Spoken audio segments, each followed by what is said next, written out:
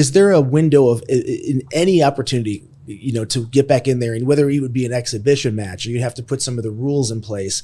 But I think, looking at a guy like Diego seems like a good time to maybe get that revenge. You should be a promoter, man. It's good. Hey, what's up, guys? Thanks for joining us on the Jason Chambers podcast. Every Tuesday and Thursday, we take an inside look at the world of sports, entertainment, cryptocurrency, conspiracy theories, and all that cool guy stuff. And if you like that, hit the subscribe button, give us a thumbs up, and maybe like a video or two. Today, we have a very special guest on, the one, the only, Ben Stiller. Wait, no, I got that wrong. Kenny Florian. That's I go for the low hanging fruit here, Kenny. It's easy. What was the first time you got the Ben Stiller reference? Was that in grammar school, high school, or was it once you got on The Ultimate Fighter and afterwards? Okay, so it was right after The Ultimate Fighter. I was meeting a buddy of mine, Josh Griffiths, who runs Clockwork Brazilian Jiu-Jitsu in New York City. I was going to meet him, just coming off Penn Station, and there was a kid there, kind of selling mixtapes or whatever outside. And we're walking out, and he's like, "Oh my gosh, no way." And I was like, "Oh, okay, this guy saw The Ultimate Fighter." And my buddies were just kind of watching me, and he's like, "Ben Stiller, nice to meet you." But he was joking, like he knew I wasn't Ben Stiller, but he was just like kind of fucking with me. That was kind of pretty fresh off The Ultimate Fighter, so I've been used to it by now. Has anybody actually legitimately thought you were Ben Stiller, or did they kind of figure it out? I don't think so. Inside MMA joke.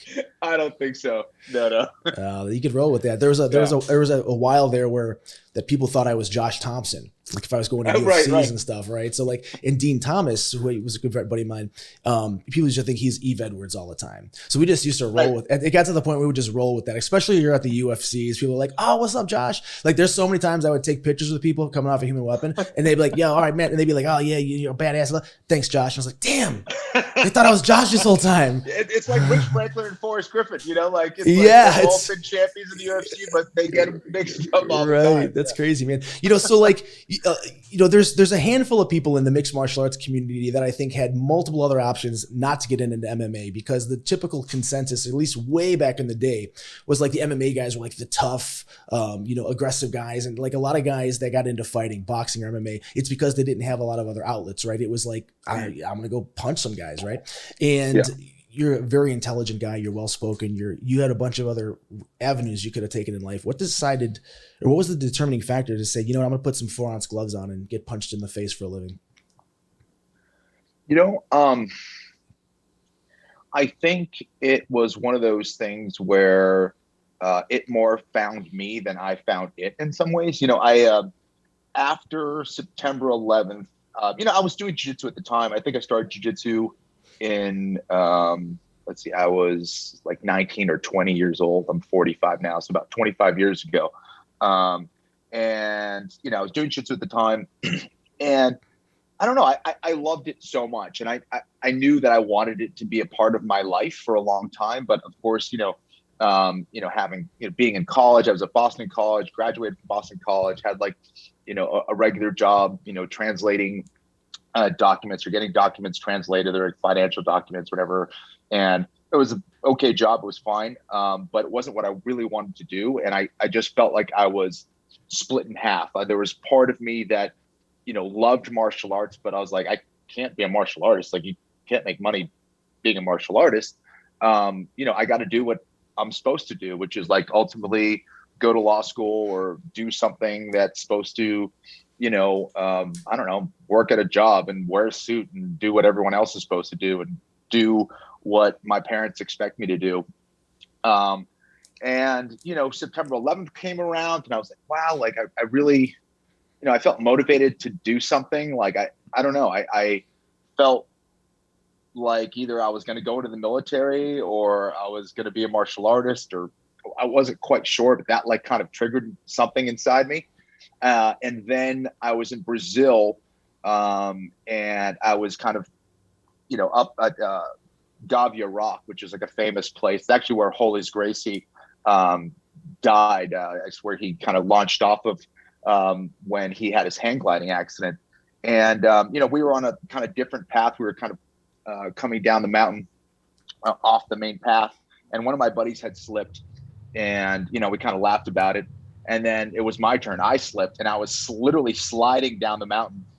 My buddy went to grab me. I had like a tank top on. He grabbed my shoulder and then like flipped me around and let go. He couldn't hold on because the momentum. And then I was heading head first down the mountain. And then I just felt air and I was falling. And it was probably, I don't know, like maybe a 20-foot drop, something like that. But it felt like it was forever. And I had the whole, typical life flash before your eyes. And as I was falling, I remember just thinking like, wow, like this is how I'm going to die. This is crazy. Like, this sucks. Like, there were so many things I wanted to do. I wish I, pursued the martial arts. I wish, all these thoughts are coming through my head. And then I landed on like a ledge. I landed on this rock. If I didn't land on that rock, I would have fallen like hundreds of feet. And I remember like the wind getting knocked out of me. And I was just like, whoa, I'm alive. Whoa. And I'm just kind of like silent. And I hear like my buddies freaking out. They thought I died because they couldn't see where I landed. And then I like kind of start laughing. I'm like, I'm okay. And they kind of helped me up the ledge or whatever. And we all kind of walked down that mountain super quiet. And throughout that whole process, I remember just thinking like, that's it. I'm quitting my job. I'm going home and I'm just going to be a martial artist because that's what I love to do. Life is short. And that's what happened. So it led to me, thinking I was going to open up a school, become a jiu-jitsu teacher, to me trying one mixed martial arts fight, 2 fights, 3 fights. And then Dana White happened to be at one of my fights told me about this thing called the Ultimate Fighter they were going to do. And went out to Vegas eventually for a tryout, or not a tryout. It was like an interview process. They weren't even doing like tryouts. You didn't have to do any skill or anything like that. And it was at 185 pounds. And they told me that wasn't really my weight class, but if I was interested, I was on the show and I said, screw it. And that was kind of the beginning of it. And then even at that point, Jason, I wasn't even sure I wanted to be a professional mixed martial artist. But when I lost to Diego in the final, that's when I was like, man, like I beat myself before anything else. Like maybe Diego would have beat me anyway, or whatever, but I beat myself. I didn't even give myself an opportunity to really compete. And for that, I just felt like, I was not satisfied. And I knew that I had some serious mental, physical, and skill work to do. And, that really was the beginning for me, I think. Well, so physical and skill work, obviously, that's everyone can understand that. What were some of the mental hurdles that you had to get through? That the big thing was I remember hitting pads and not even 5 minutes, probably a minute into hitting pads, I was exhausted. And clearly that had nothing to do with, me being out of shape or anything like that. It was just like in my head, it was such a big deal. Like, everybody was watching. This was for the big contract. This was going to change my life. Everything was happening so fast back there. And it just overwhelmed me. And I remember circling in that fight for what seemed like an eternity. And I was like a deer in the headlights, and that was kind of a new feeling for me in a way, and I just did not like that. I felt like I had let the moment overtake me more than anything else. I didn't feel like I showed anything that I had. And, before I realized I was in a fight, it was too late. He was mounted on me. I was bleeding. My nose was all beat up. My nose was cut. I couldn't see. And he was fucking me up from the mount position. So it's like, that was it. That was over. I didn't even get a chance to really fight. So to me, I was like, wow, that's a huge aspect that I need to really address. So I started doing a lot of reading, practicing with meditation at the time, and really trying to look into myself and see, what the hell I was doing and how I could make myself mentally stronger and be able to just be present as much as possible. Do you feel like in the fight with Diego, which obviously Diego naturally was a lot bigger than you, and you were a lot smaller, you had to pack on a bunch of weight to get to there. You fought it with featherweight, you fought at 4 different weight classes. When you fought Diego, do you feel like it was, you said, I beat myself. Do you feel like you mentally just weren't present and you were like mentally just not really in the headspace? Because I know I've been in those fights where I'm just like, I don't want to fucking be here, man. Like, you're almost kind of like, just grab a fucking submission. Like, you're just mentally not there. It's kind of like. Yeah, totally, man. And it was like, I don't know, just a bundle of nerves. Everything was just happening really fast back there. I just felt like all eyes were on me, and I was focused on all the shit that doesn't matter, right? I was focused on, the contract. I was focused on, geez, I having to do all these things backstage before my fight, and just getting stressed very easily, and just getting bothered by things, and getting overwhelmed, and not being in control of my breath, and all those things. Whereas really the thing that I had to address really was just the man across from me. And and just kind of being more comfortable with that process. And it took time. It wasn't like, my next fight I was perfect and I was like super, super calm, but it was a process that I felt like I became more comfortable with over time. Each and every fight, I felt better and more capable of bringing, my skills to bear, in each and every fight. So that was a cool process. And I think that was really what brought me into martial arts. I think I had a fear. I remember having a lot of dreams about, getting in fights and like hitting people and not doing anything. And I think that's really what kind of brought me into martial arts in the first place. Like that was always intriguing to me. I did martial arts when I was a little kid, and then got heavily into soccer and stuff, so I wasn't able to do it. But I always felt this connection to martial arts, like I needed to do it in some way, shape, or form. And I think, I needed to address those fears, and each time I got better and better with it, I guess, and continued to do it. So when you were first training jiu-jitsu, were you training only in the gi, or because obviously most guys that officially make the switch to MMA, the gi starts to really get dusty in the closet, or you're training a lot less in the gi. You're focusing on other areas to fill in holes. Were you doing more gi or no gi before you got into MMA? So I was doing, before MMA, I was doing more no-gi, I guess. I didn't take off my gi until I was a brown belt. I was laughing about it with someone the other day. So jiu-jitsu was really just with the gi back when I was doing it. And didn't take the gi off until late in my career. And, to this day, no-gi is what I prefer. I really took the gi off when I started doing MMA, and didn't really put it on when I was fighting. Every once in a while it's for fun, but I don't think it's necessary or helpful really for mixed martial arts. I don't think it's a necessary thing. So you talked about the fight that Dana White was at. I think you were fighting Drew Fickett, and Dana was actually there to scout Drew Fickett, who obviously found his own way into the UFC later on. And I think to this day, Drew's one of like only a few people that got cut from the UFC on a win streak because of antics outside of the UFC, but we won't get into that. So you're fighting Drew Fickett, who's super tough guy. I think he was like 20-1 when he got to the UFC, and he'd fought some killers. So you have a good performance. You talk to Dana White. Now, you said you never thought about being a professional mixed martial artist, because in a big thing that I see, right, is before the Ultimate Fighter really put the UFC kind of on more people's radar, the pay was just so shitty. And even if you were coming into the UFC through the traditional route, like, I had a contract to fight Spencer Fisher at UFC 60, and the pay was 2-2, 4-4, 6-6, and like, 2 to show 2. I mean, that's just like, no one at the time was fighting to make like a bunch of money. You were really a passionist. You were a purist. You loved the sport. I mean, even Rich Franklin, he'd be his 5th fight in, and only until the last maybe 10 years would you see that, like, it used to be, this guy's a Brazilian jiu-jitsu expert and he's also a school teacher, or everyone had a full-time job outside of doing this dangerous crap. So Dana White talks to you and goes, hey, we're going to do this reality show. How did he pitch it to you? And what were your thoughts before you went into it? Because obviously now people knew what to expect. Like, everyone said, "Oh, it's this crazy thing." And what were your thoughts, and what was that discussion like with Dana?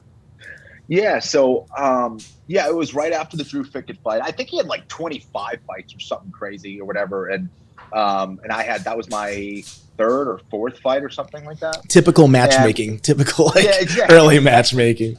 Yeah, and it was like 10 pounds heavier than I would have liked to compete. It was first like 165, then it was 170, then it was 175. I was like, all right, whatever, screw it. And it was a split decision, so it was a close fight. It was a back and forth war. It was the first time I'd really gotten hit in the face in an MMA fight.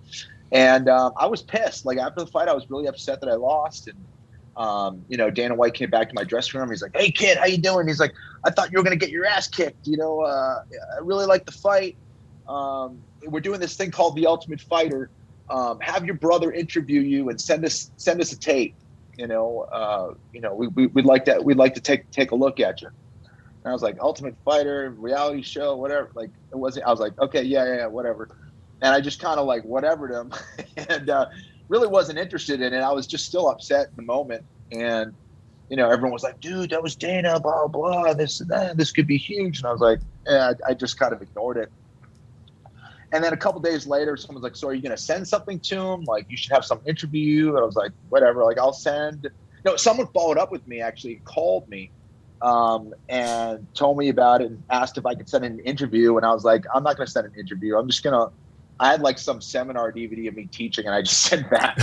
And close enough. Yeah, clearly didn't care. And they looked at it, and then they invited me out, and that's kind of how it was. And even like when I got accepted on the show, I didn't even know it was really going to be on television. I was like, no one's going to like want to watch this. This is going to be crazy. I just was not thinking it was going to be a thing. And it was early enough too in the reality TV days. It was like what, 2006 or something, right? 7. Yeah, it was like right after like Survivor. It was early on. Right. Reality. Yeah, it was like now there's so many people that are just prolific and famous and made a bunch of money off of that, especially because of social media and everyone being able to basically have their own reality show in some capacity. But yeah, back then there was that like, what is this? And I remember Joe was training at Eddie's and he was talking about that thing and stuff like that.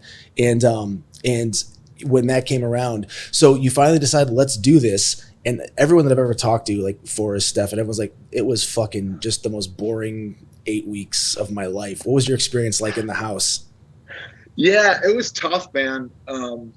There was no real escape. I'm the kind of person that needs like to be alone. Like I like being by myself for periods of time. I just have to do that to stay sane. And that was tough for me. Like the last few weeks.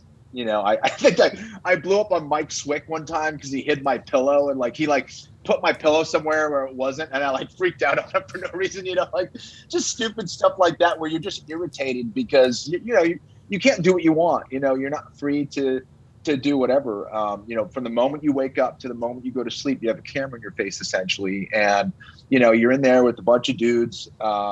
Who you may or may not like, and that dynamic's pretty intense. You never know when you're going to fight. We're doing all these stupid challenges, which I didn't enjoy. The training was fun. The training was cool. I like that aspect, but it's an intense schedule, and they have a bunch of alcohol in the house where everybody's drinking, and you're just around a lot of people that maybe you don't want to be around. So over time, it took its toll on me. The first few weeks, I was like smiling and having fun. I was like, okay, this is new, this is different. But after a while, I was like, I don't like this. So, yeah. It's so funny that they put alcohol in a house. Like, that's like just a bad situation. Here's a bunch of guys that just have a tremendous amount of testosterone and everyone thinks they're just a world beater, right? And here's a shitload of liquor and a high stress situation that we're going to sequester you in. What could possibly go wrong? Right. Like, exactly. I'm surprised. Yeah, like I'm surprised all of you weren't on like Celebrity Rehab the very next year because of that damn show. But so a lot of guys like Koscheck and Lieben, like they had beef and there were a lot of back and forth issues. Was there anyone in the house that you really took issue with that you were like, man, this guy was a fucking yeesh? Being around Chris was like hot and cold. Like when he was not drinking, he was fine. Like he was fine to be around. But when he was drinking, it was like you didn't know if you were going to get in a fight with him or not. And he was just hot, and things were very chaotic. So it was kind of like you kind of had to be on your guard and be like, is this dude gonna like fuck with me here? He's fuck with everybody. Like, just stay ready. Like it was kind of one of those situations. And I don't like drama myself. Like I don't like being around it very much. So a lot of the dynamics of certain fighters, even fighting with each other or getting pissed at each other, it was just like, oh man, here we go. So I don't know. Yeah, it was an experience, man. When you look at how long ago that show was and you see guys like Diego Sanchez who, are still well, I guess semi-actively because he may be retired now, or Chris Lieben, who's doing bare knuckle brawls. How do you feel about guys that were fighting 10 years prior to that and are still fighting now? Because you look at guys like Diego Sanchez, who you've made comments a bunch of times in the past, that's the fight you wish you could have back for a multitude of reasons and have a rematch against. And, you know, one of the things that I've seen is that guys don't necessarily get less skilled, but I feel like the fire that you have to have, like when you're making $1,000 or $500 or $100 in those first 10 fights, the fire and drive you have to get in there, that starts to fade and dissipate. And then we see these guys, like I'm the biggest BJ Penn fan ever. Like most of us were growing up watching MMA. He was so dominant and loved to fight. And you were just like, woo, BJ. And then you see that kind of that trickle off and it's like, man, it's tough to watch BJ now. How do you feel about guys that are still fighting? Do you feel like there's a point where you're like, man, you need to stop fighting? Or is it, you know, how do you make that decision?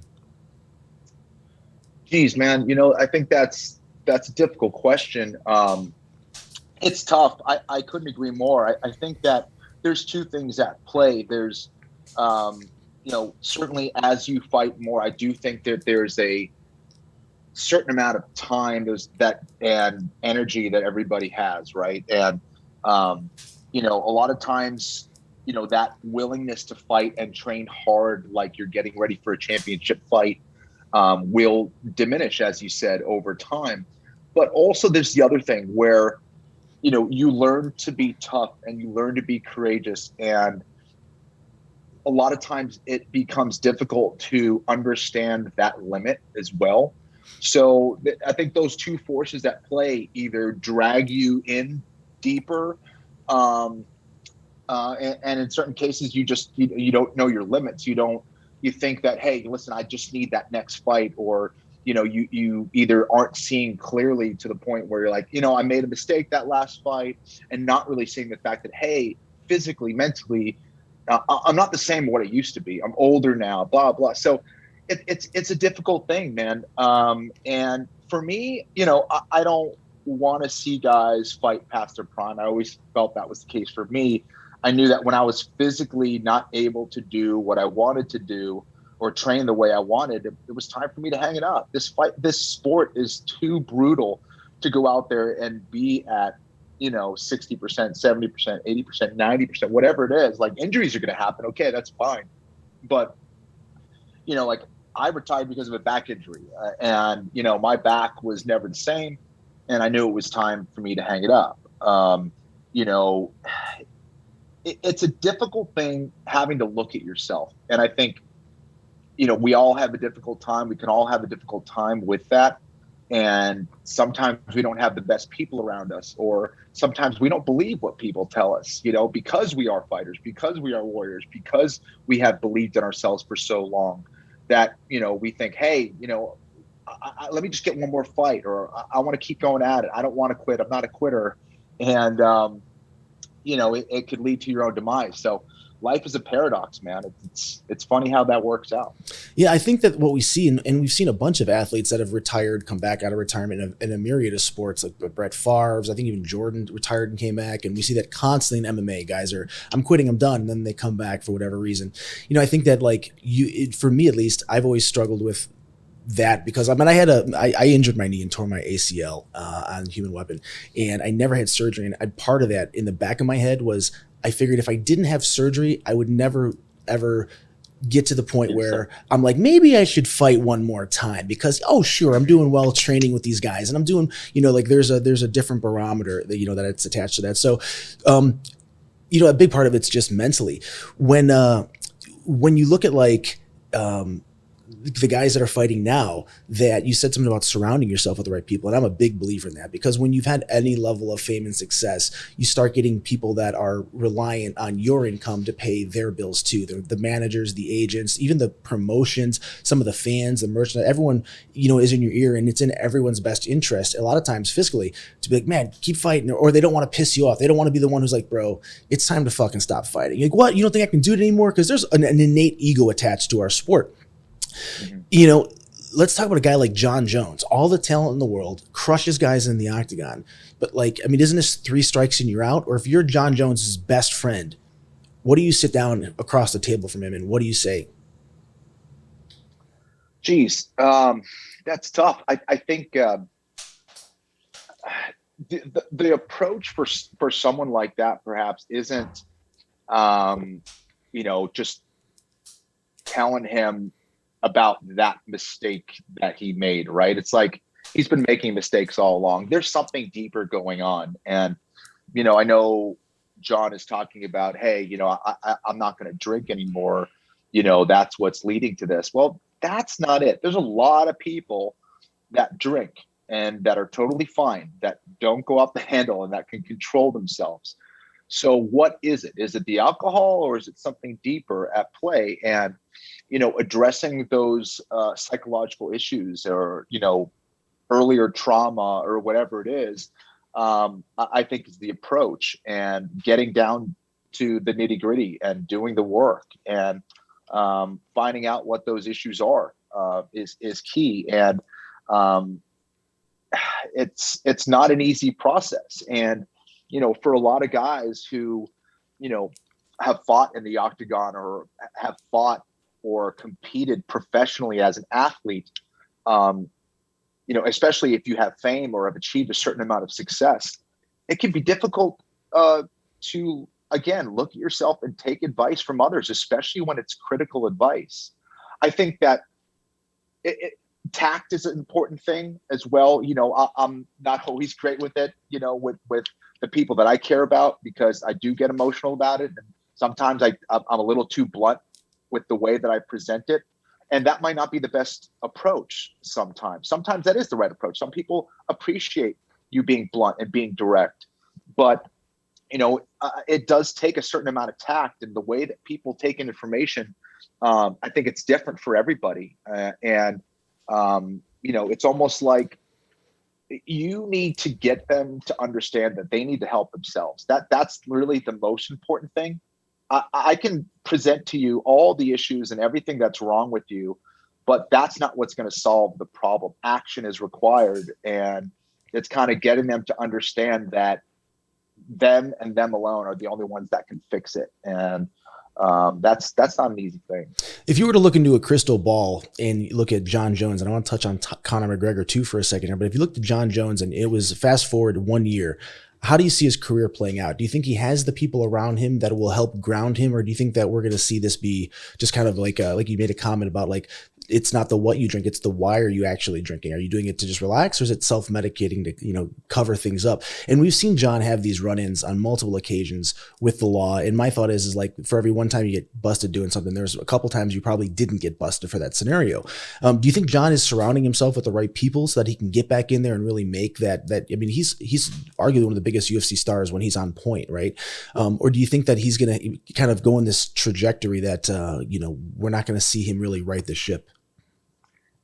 Dude, it's so hard to tell. I think we're seeing some positive signs in that, guys like Mike Winkeljohn has said, listen, I'm not going to train you until you fix whatever issue you got going on. Like, and I don't know what that means. What kind of boxes does he need to check for things to be okay with Mike? I don't know.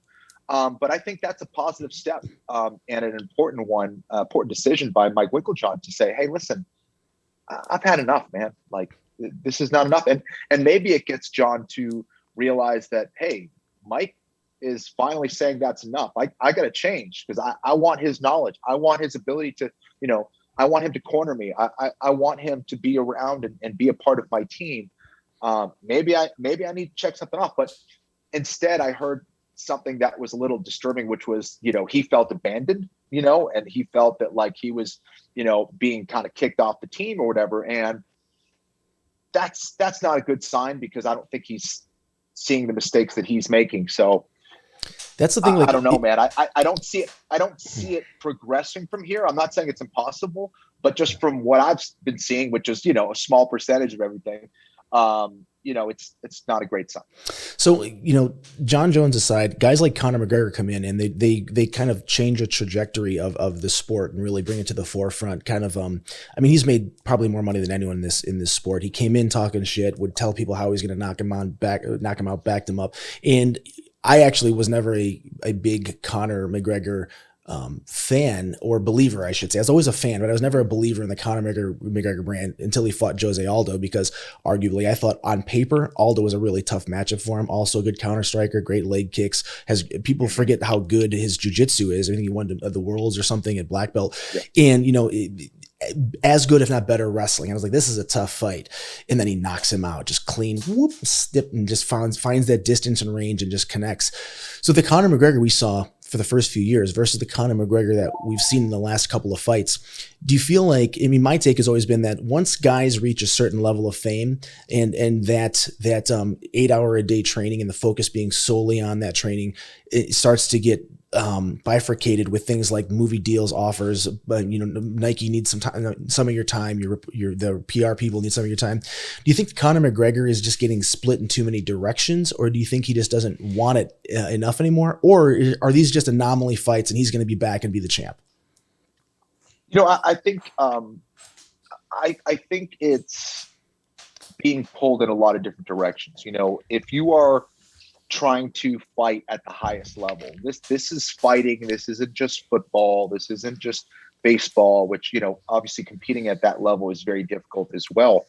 But for all those guys who want to stay at the top, the Tom Brady's, the Peyton Mannings, those guys that have been around for a long time and have done it at a high level and are consistent throughout their careers, it means that they have to work on their skill all the time. That's the way I see it anyway, right? I think there was a time where Conor McGregor was ahead of the curve with what he was doing and what he was showing skill-wise. He had a great balance of integrating Muay Thai and karate and Taekwondo and boxing and wrestling and all the other stuff he was doing. I felt like he showed a style that was very unique early on. Well, a lot of people caught on and they caught on to what he was doing and how he does things. The longer you compete in fighting in any form of combat, it means that's more intel for people to learn, from what you're doing. There's a blueprint on you now. So having that consistency and having that ability to stay on top makes it that much more difficult. And I think he has had a lot of stints where either, he's had ACL surgeries, he's had injuries, he has had a lot of other projects and things that have brought him out of the sport. It's a very different life when you have celebrities hitting you up on the phone all the time and asking you to party, and you're going here and you're going there, and you actually have the means and money to be able to do it. It's just a different life that, I can't possibly comprehend. It's like, how do you want to spend your time? Do you want to spend your time training all the time, whether you have a fight or not? Or are you, spending time, looking for your seventh house in Europe, or, right. Picking out your next yacht and all that, that's all stuff that's like, man, you need to be fighting and training all the damn time. There are dudes that are absolute killers that are hungry for this. And if you're not in it, you're going to be in trouble. So I don't know. The UFC was the only game in town outside of Pride, and they bought up anytime there was other competition. Pride was a big deal back in the day. They bought Pride. Strikeforce came up. I think they folded the Strikeforce roster into their roster, and WEC, they created their lighter weight divisions. Now we see organizations like Bellator, PFL, One Championship, and it's not a zero-sum game. Do you think that the typical fighter now, because for a long time, right, like people would say, yeah, I want to be here, I just want to fight, but everybody was like, wink, wink, we want to be in the UFC because that's like the brand. Do you think that the trajectory of fighters' careers now is changing because of twofold? One, there's more opportunity, and two, there's some actual money involved. I mean, like, if you would have told me 10 years ago you could fight in a tournament like $1 million, I'd be like, come on, this sounds like the affliction card where one guy's going to get paid a bunch and then they're going to go up. We couldn't monetize that. Oops, Right. No, totally, man. I think the options are so much more these days, and these are players that want to stay in the game long term. And I also think that it's smart that, like, I'll take the PFL for example. They are trying to very specifically organize and create this niche for themselves. They're not trying to be the UFC. They're trying to create their own brand. And I think for fighters and managers alike, I think because the UFC has been around for so long, fighters automatically think like, okay, I'm going to fight MMA, I'm going to fight locally, regionally, whatever, and then I'm going to go into the UFC. And that's just kind of been the norm, right? But now I think for fighters and managers, when they start seeing the options and they start seeing their money and they start thinking about terms of time allocated and, where they are in their career, they'll go, well, geez, are you telling me in 4 fights or in 6 fights potential, whatever it is, I can go to the PFL and make $1 million? You can go to the UFC and fight 30 fights and never fight for a championship ever. And, maybe in those 30 fights, if you did okay, you made $1 million over the course of 30 fights. Right. So when you think about that, you're like, geez, well, how many years does it take me to do that as opposed to this? And so, I think once people are actually thinking about it and thinking logically about it, in terms of finances and where they're at in their career and all that stuff, I think we're going to see even more of kind of a defection in a lot of ways, or more kind of decision making towards the other promotions. So I'm excited, and I think competition is always good. Are you training anybody that's any up and coming MMA guys, or are you just so busy doing stuff you just do some jiu-jitsu when you can? I'm so busy, man. I've really just lately, since moving to the Carolinas, I've just been focused on myself, getting back into shape, being less fat and less shitty at martial arts. That's the goal all the time. It's just being less bad. So yeah, I've just kind of been focusing on myself and been having a lot of fun, man. It's great, and just trying to stay healthy. That's the other thing, keeping my back in check. And yeah. One of the things that I like to pick guys' brains on from the MMA space is, especially guys that have done jiu-jitsu for a long time, is back when jiu-jitsu was first coming around and like the leg locks and heel hooks, they were not really focused on. And the thing I used to always hear was they were kind of looked at as dirty moves, like heel hooks and right. stuff. They were like cheap moves, and I put in air quotes. And I was talking to Matt Serra, and he said something the other day that stuck with me. He's like, guys live on the legs now. And I was like, that's a really good point, because you see a lot of guys in competition now. It's like just who's the better leg lock guy. And my take on that has always been, you have to get the fundamentals down. It's better to be an awesome purple belt than learn leg locks. And a lot of these guys, they go in and they learn these leg locks and ashis and inside ashis and entries to them, and they're great because it's like you can catch like a really good blue belt can catch a black belt that's shitty at leg locks and put you in danger.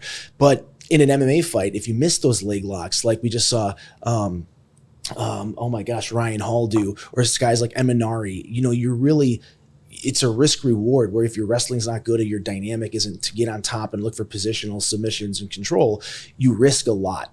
How do you feel about the leg lock game? Do you train a lot of leg locks? And if someone's getting into MMA now, do you think that that's something that they should focus on, or what are your thoughts on leg locks?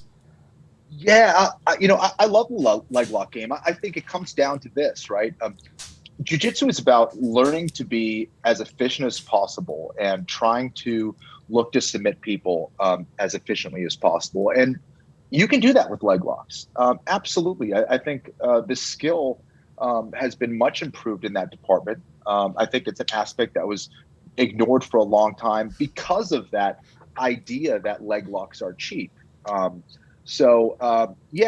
think that it's an aspect that has improved greatly over the last several years. I'm lucky enough that I was kind of, I saw that kind of, I was at that stage where I was able to learn early on from guys like Ryan Hall and John Danaher when that was kind of beginning. So I kind of caught that wave pretty early, and I've been training it throughout and still train leg locks and stuff.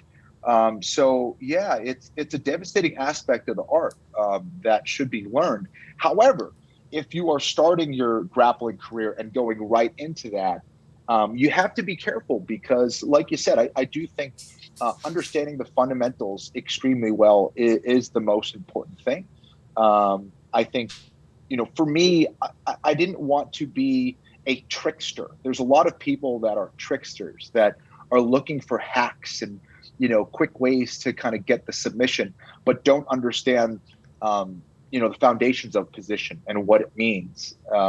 And what could happen is it's like you can get good quickly being a trickster, and then long term, because you have so many gaps in your grappling, you start to get your ass kicked, and then you think you suck, and then you quit. For me, being a trickster was never enticing to me. I was always trying to be a universal master. Not sure mastering anything is possible, but to me, I wanted to be as well-rounded as possible and learn all aspects of the game. And I think to do that, you really need to have a solid understanding of the foundations and understand grappling. A lot of people know grappling, but I don't think a lot of people understand it. You just competed recently in some jiu-jitsu and no-gi tournaments. How did your back hold up for those? Okay, so it was okay. I was training a lot. I was doing a lot of strength and conditioning as well. And the training was kicking my ass, I guess. The last couple of weeks, my back was stiffening up and all that stuff. And I had traveled to Dallas to compete in the No-Gi World Championships and the Masters 3 level. I was warming up with my buddy, literally a 118-pound black belt. And I was taking him down. I was like leaning on him, and my back had frozen up, warming up, which was really pathetic. I went and competed anyway. My first matchup, I think I won 12-0. My second match, I went against the guy who won it all, a guy who had won the world championships a bunch, Johnny Faria. We kind of stood up on the feet for a while, and not a whole lot happened. We couldn't take each other down. There was no advantages, no points. And he got the judge's decision and then went on to win the whole thing. So, it was unfortunate. I just felt like I physically, I wasn't able to do what I wanted to do. I was a little hesitant and insecure with doing certain moves. So that was unfortunate, but that happens, man. Like a lot of people have injuries and compete with injuries. And either way, I felt like there was a lot of value there in just competing and hope to do more competing. Maybe not this year, but next year for sure. How come you never had back surgery to fix whatever's going on with your back? I always felt that the risk reward wasn't great. Like if things went bad, like worst case scenario, like I can't walk, or right. Best case scenario, there's some people are like, oh, it was good and I feel fine. I'd say 70 to 80% of people that I've spoken to that had surgery are like, yeah, my back still hurts. And I'm like, well, that's not cool. I felt like, is it something that structurally or muscle wise, or is there an imbalance in me? I would much prefer to try to address that first and see what the issue is. I've been doing that for several years now. I retired because of my back in 2011. I was dealing with back injuries since 2007. It just sucks, man. It's the worst because you can't move. Like, I've been hunched over. I've been stuck in bed for over 24 hours. Like it's horrible, man. Coming back from that last tournament, I literally had to roll up to a wheelchair stand and ask them to take me to my gate because I couldn't carry my two backpacks. Like it was bad. And I'm 45 now, but still, it's like, man, that's not cool. And again, I'm not a happy person if I'm not able to do martial arts. So I got to get it figured out. What's more intriguing to me is kind of the stem cell stuff. I know a lot of guys have been going to Colombia and Panama and stuff like that. I'd be curious about that. Scotty from On the Mat, I think, does a lot of that, right? Doesn't Scotty? Yeah, that's right. Yeah, in Mexico. Yeah. So I'd be really curious to see what the results are and how people are feeling off of that, and if that could fix my back. But I got L3, L4, L5, and L5S1. I have bulging discs. I have annular tears. So it's just been going on a long time. So you think that's from doing jiu-jitsu and martial arts, or was that from some other injuries? It's quite possible. What's funny is that they say, there's people who have herniated discs and bulging discs and they have no issues. And there's other people that do and have issues. So I don't know. Is it directly related to that? I assume so, because when it's bad, it's really bad. And I physically cannot move. I mean, I've been frozen on the ground for hours. So I don't know. I can't really figure it out. And anytime I think I have it figured out, Back to the drawing board. So, I mean, I don't want to ask you if you miss fighting, because everyone I think that ever competes at a high level misses it on some level. But if we had to look at a 1 to 10, 10 like, you know, I'm actually talking about doing a comeback fight. 1 being like, I'm so fucking glad I don't do this shit anymore. Where do you think where does Kenny Florian wake up every day? Oh, good question. I mean, if I was healthy enough to do a camp, I'd be intrigued. I wouldn't fight at this point at 45 years old, but I do enjoy the competition of it. So, I don't know, like 6? Yeah, 6? 7, you know, like I miss the lifestyle, the training for the fight, and then the competition, and then what you gain from the fight. You know, that's something I miss. It's an awesome process. So if there was an opportunity, and let's just live in the hypothetical world where PFL said, hey, Diego Sanchez is no longer under contract with UFC, which I think is the case. $1 million. Diego Sanchez, you got 6 months. That's the fight maybe you want.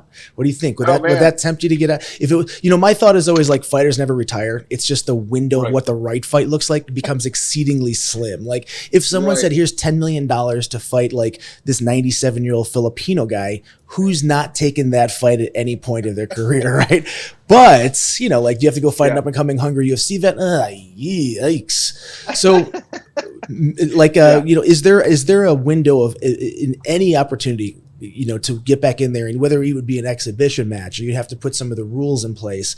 But I think, you know, looking at a guy like Diego seems like a good time to maybe get that revenge. You should be a promoter, man. It's good. I did shortly there. I did for that. Remember that Shine MMA event? That was like fucking clusterfuck. So, God, not to take this in my way, but so Dean Thomas and I were going to commentate for Shine, and like we got to the event, and the guy that owned it just didn't fill out the right permit, so the event went to shit. And I was like, man, you guys got to talk to the commission. Like they were doing so much wrong. Long story short, I ended up running that shit show. We did a one night tournament with like Drew Fickett, and like we had it was crazy. Santino DeFranco was like my matchmaker. It was the biggest shit show, which is a whole other story. That's funny, man. Yeah. So so you know, for me, I feel like here's the deal. Like, if I'm being honest, and people have asked me, like, dude, why don't you like, you know, fight one of the YouTubers or whatever? I'm like, well, first of all, that's not going to happen. But you know, for me, it's like I didn't do this for money. You know, maybe I'm an idiot, but I didn't do it for money. I didn't do it to be famous.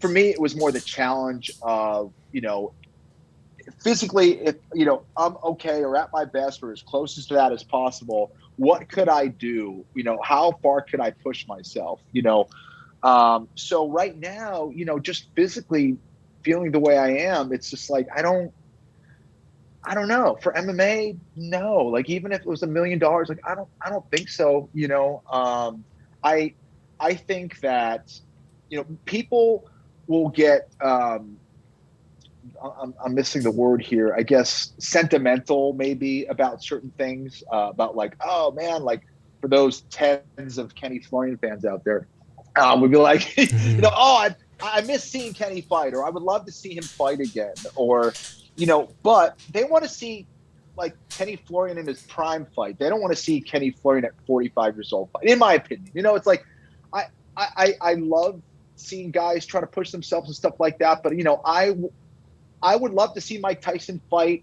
at, you know, when he was, you know, in his prime. I saw Mike Tyson at his best. I don't need to see Mike Tyson now. And that's, no offense, like, it's awesome that he's competing. That's cool. That's his choice. I love it.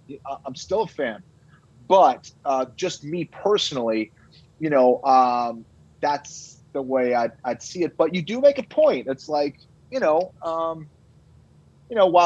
while maybe you don't want to see a Ferrari from the 90s taking on, you know, a Ferrari from, you know, present day, that's not so exciting. But what if you took 2 Ferraris from the 90s and you had them race against each other? That's a different question, but still, I don't know. I just, for me, it doesn't intrigue me. You know, just like the IBBJF does, like the masters and executive divisions, you know, I wonder if there's a market for like the legends, right? Like, I mean, I think that as I've gotten older, and you came from the era too, right, where the UFCs were this thing that was on 3 times a year versus 48 events. Now there's so many, there was a time where I'd watch a UFC card and top to bottom, I knew everybody who was on the card, either personally or I would watch them fight, and I was really vested. Now there's so many fights. I'm like, like, I'm so, I have a hard time following the stories. It's a full-time job to just keep up with who's fighting.